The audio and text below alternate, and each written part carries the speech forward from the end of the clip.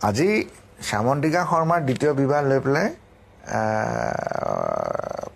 কিছুমান মানুহ কিছু সংখ্যক তেওঁলোকৰ আপত্তি জতালে। অভিনেত্ৰী সামন্তিকা শৰ্মাৰ দ্বিতীয় বিবাহ হোৱাটো কিবা ভুল আছিল নেকি? অভিনেত্ৰী সামন্তিকা শৰ্মাই কিবা দ্বিতীয় বিবাহ কৰি কিবা পাপ কৰিলে নেকি? এই বিষয়ে সকলো মনৰ কথা তেওঁ খুলি ক'লে তেওঁৰ দ্বিতীয় স্বামী মানস বৰুৱাই।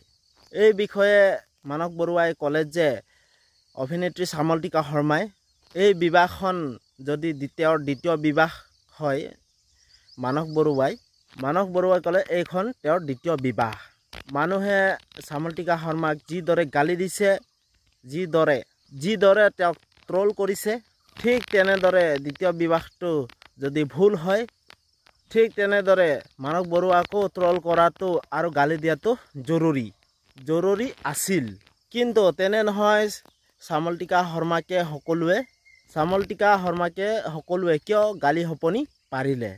এই বিষয়ে মানস বৰুৱাই তেওঁ কিছু মনৰ সকলো কথা তেওঁ ব্যক্ত কৰিলে আৰু সকলোৰে আগত। আহকচোন শুনো মানস বৰুৱাই কি কথা ক'লে আৰু সকলোকে কি কৰিবলৈ আহ্বান জনালে।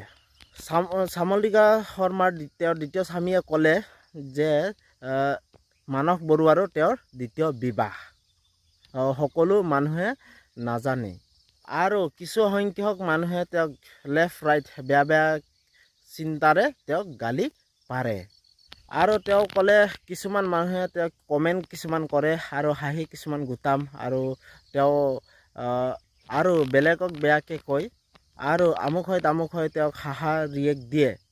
এইটো এটা ছেটিছফেকশ্যন আৰু আপোনালোকে দ্বিতীয় বিবাহ কৰাটো ভুল বুলি ভাবে নেকি?